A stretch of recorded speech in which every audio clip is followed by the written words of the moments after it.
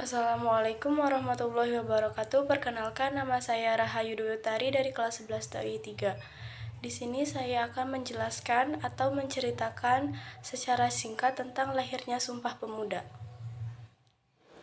Sumpah Pemuda itu lahir dari Kongres Pemuda II yang dilaksanakan pada 27-28 Oktober 1928. Kongres Pemuda itu adalah sebuah kongres nasional yang 2 kali diadakan di Jakarta. Yang pertama itu dilaksanakan pada tanggal 20 April sampai 2 Mei 1926. Saat kongres pertama ini, para pesertanya belum kepikiran tentang Sumpah Pemuda, karena waktu itu para pesertanya masih memiliki rasa kedaerahan yang tinggi. Tujuan Kongres Pemuda I yaitu memajukan persatuan dan kebangsaan Indonesia, menguatkan hubungan antar sesama perkumpulan pemuda kebangsaan di tanah air. Tujuan Kongres Pemuda II yaitu melahirkan cita-cita semua perkumpulan pemuda di Indonesia, membicarakan beberapa masalah pergerakan pemuda Indonesia. Karena itulah Kongres pertama ini akhirnya menghasilkan persatuan pelajar-pelajar Indonesia atau PPI. Tujuannya apa sih? Ya, untuk memperkuat kesatuan dan persatuan para pemuda dalam melawan penjajah. Ini nih yang kemudian di Kongres Pemuda berikutnya menjadi bara penghasil Sumpah Pemuda.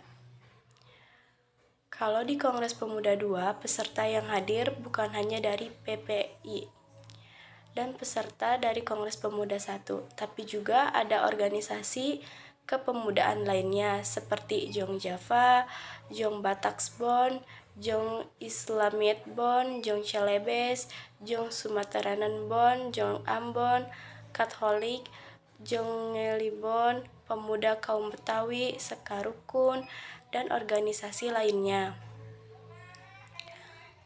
Selain itu, Kongres Pemuda II ini juga dihadiri oleh perwakilan pemuda peranakan Tionghoa di Indonesia juga. Misalnya seperti Kwe Tiam Hong yang merupakan anggota Sumateranan-bon, serta pemuda lainnya seperti Oi Kai Siang, John Lau, John Hock, dan Jiao Jen Kui. Ada juga Xie Kok Leong, yakni pemilik gedung asrama pelajar yang menjadi saksi bersejarah dalam perumusan Sumpah Pemuda. Gedung tersebut terletak di Jalan Keramat Raya 106 Jakarta Pusat dan kini sudah diabadikan menjadi Museum Sumpah Pemuda. Jadi ini dia nih awal mula wujud persatuan bangsa kita, walaupun masing-masing berasal dari latar belakang budaya yang berbeda. Para pemuda di kongres ini memiliki cita-cita yang sama. Dalam pelaksanaannya pun, panitia dalam Kongres Pemuda II berasal dari berbagai pemuda dengan latar belakang budaya yang berbeda. Gak cuma perwakilan dari berbagai daerah. Kongres Pemuda II turut dihadiri juga oleh the one and only Muhammad Yamin yang nantinya menjadi inisiator Sumpah Pemuda dan juga komposer legendaris kita, Wade Rudolph Supratman, yang kemudian membawakan salah satu karya terbaiknya dalam kongres ini. Ternyata isi dari Sumpah Pemuda ini baru mulai diinisiasi selagi Kongres Pemuda II itu berjalan. Awalnya belum ada rencana sama sekali bakal ada Sumpah Pemuda ini. Setelah proses panjang selama 2 hari itu, baru lahir 3 janji yang kemudian disebut sebagai Sumpah Pemuda ini.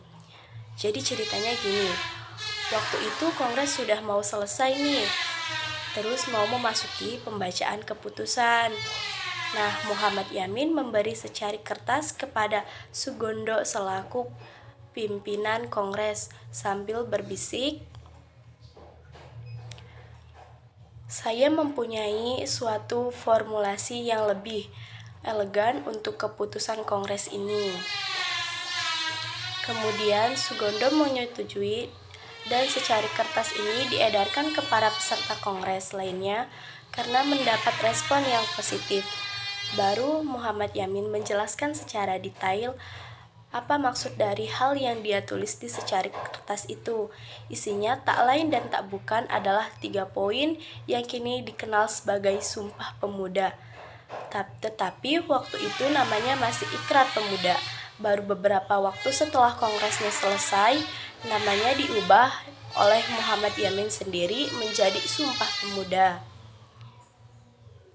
Dalam penulisannya sendiri, kala itu ikrarnya masih ditulis dengan ejaan Van Ophuijsen. Jadi ejaan ini bunyi dan penuturannya mirip penuturan Belanda karena pada saat itu masih banyak rakyat Indonesia yang fasih berbahasa Melayu. Sekian penjelasan mengenai lahirnya Sumpah Pemuda dari saya. Kurang lebihnya mohon maaf. Wassalamualaikum warahmatullahi wabarakatuh.